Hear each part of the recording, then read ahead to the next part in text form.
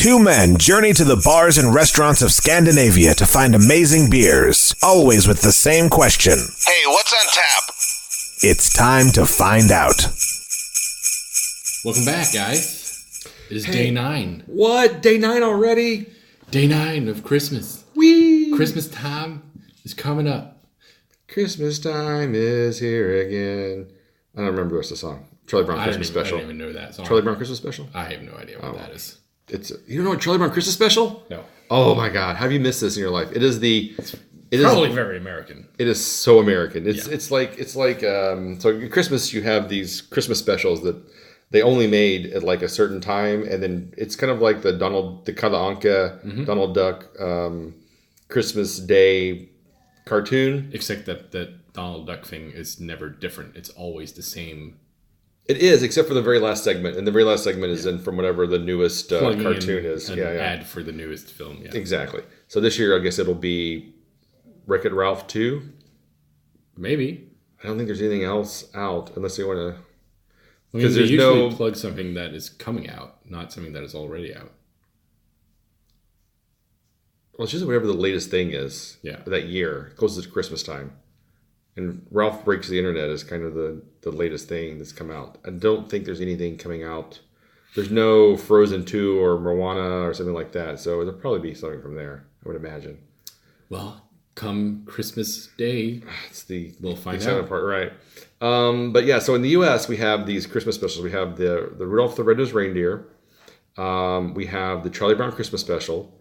And then there's usually, I don't know if they still show Frosty the Snowman, or if they show the one where the Heat Miser and the Frost Miser thing, I don't remember what it's called. Never heard of it. And it might be the Rudolph one I'm confusing because I haven't seen the Rudolph one in quite some time. But anyways, this Rankin Bass stop motion animation cartoons. They're really, really good.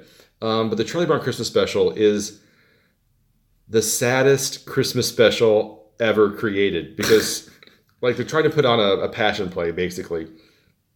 And the passion play for people that aren't familiar with that is like story of Jesus kind of. So the Peanuts always had a slight Christian overtone to everything they did, and the Charlie Brown Christmas Special has a very heavy Christian slant to it. But anyway, so Charlie Brown buys a Christmas tree, and it's the saddest, most pathetic Christmas tree that's ever existed, and he gets, of course, mocked and humiliated, and so he takes this sad Christmas tree out and he puts an ornament on it. It just basically falls over and then loses more pine needles. And then the other kids feel bad about just treating him like dog shit. So they fix it up and make it look beautiful. And then there's this scene where Linus quotes from the Bible about the birth of baby Jesus and the star and the manger and all of this stuff. And it's just like Christmas special you just watch every year as a kid. And I've seen it just feels like hundreds of times. So if you get a chance to watch it, you should because I bet it's on YouTube. It has to be. I cannot imagine it isn't. Anyway, the Vince Guaraldi did all the music for the Peanuts cartoons, and the Charlie Brown Christmas Special has the best score. You should just listen to that because it's got all of the, like, if you think about the music from the Peanuts and stuff, it's got the which is a very famous piano thing.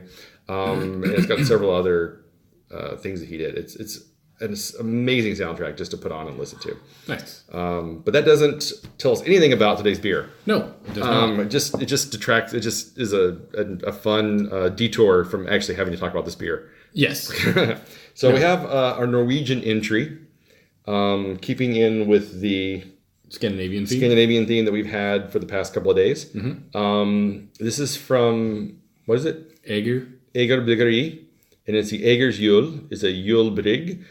This is our second, like, quote unquote, official Christmas beer. The McKellar Christmas beer I thought was pretty good.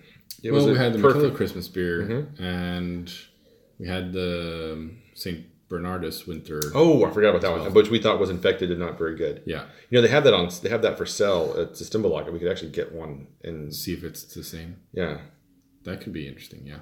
Yeah. Well, we might do that before this is over, just to kind of circle back around and see if we felt different about it. But I was talking to a guy last weekend he's really into Belgian beers, not lambics and goes, but like the Trappist and style. He just he showed me his beer collection. It was just a huge collection of like Saint Bernardus and Delirium and what you call it? Westflater. Yeah, he goes there to the. He's actually going there soon to buy 2 cases. Oh, nice. From the monks themselves. That's a really good beer. Yeah, and just a bunch of just really hardcore like Rochefort and all of those styles. Duvel. Yeah, Orval. He has quite the collection of Orval as well. Yeah, so he's super into that. Good man. So we had a really nice conversation about Belgian ales and whatnot. I forgot where I was going with this conversation. What the point of this was. Yeah, I have no idea. Anyway, so yeah, we've had a couple of we would say Bernardus Christmas ale. Yeah. So this is our third quote unquote Christmas beer. So we kind of know what to expect from a Christmas beer, and we had other Norwegian Christmas beer, which was amazing. It was actually really good for a Christmas beer. It was the perfect example of what you want from a Christmas ale. It's just like a little bit of spices, a little sweet, bit of caramel, a little tart, yeah. Kind of maybe some roasty tones on there. Yeah. And so this one, we're kind of expecting something in the same vein. This comes in at 4.7%, which is very low, I thought, for Christmas ale. Well, it's basically because they're not allowed to sell beer over 4.7% in other places than the Norwegian equivalent of Systembolaget. So if you were to buy something off the shelf, it can only be up to 4.7%. Yes. Whereas we have 3.5. 3.5. Yeah. You can't get anything above 4. Just kind of weird. Yeah. But anyway. Well, when we first opened this, it didn't smell anything. No. It was just lacking in any kind of scent or smells whatsoever. It's warmed up a little bit. It's got some good carbonation on it. I think when I smell this, it's like, I bet this is what the color brown would smell like.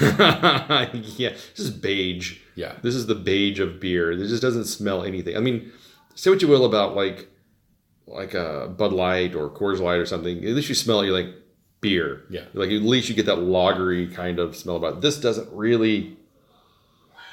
It's got a little bit of a nose now. It's warmed up. It's not quite as cold as it was, but it's still not really giving much off the nose. It's a little roastiness. But, slight hint of roastiness, yeah.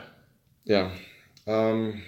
Color-wise, brown ale in look. Yeah, it's quite light. Yeah, it's actually pretty color. I like the look of it quite a bit. It's like a brown amber-ish. All right. Copper. Yeah. Copper, brown amber. Cheers.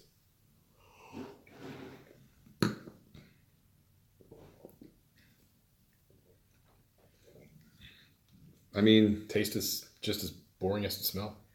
Yeah, I mean, it doesn't really give you anything. There's no body to it. Nope. There's not any like bitterness to speak of. Mm-mm. It's not very sweet. Nope. It's got still that like slight hint of roastiness to it. Yeah. But it's not working. No. This is quite a disappointment. Yeah, I mean, I've had some really good Norwegian beers recently, like Lurbig and crap. I'm drawing a blank on some other Norwegian breweries. The Cervisiam.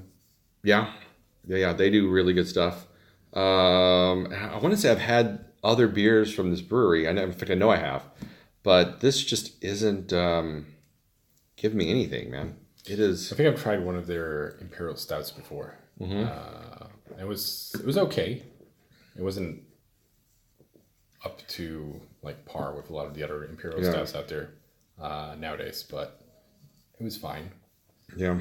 But yeah, this is just watery. Yeah, it's just watery and a slight hint of roastiness to it. Doesn't taste of anything really. It's almost like if you take like artificial flavoring and added it to some like water. Yeah. That's kind of the flavor you get. Like you're taking some like hazelnut flavoring and just added to some water. Yeah. That's kind of what it tastes like. Yeah. So this kind of ranks down there with the Lindemann's Cassis.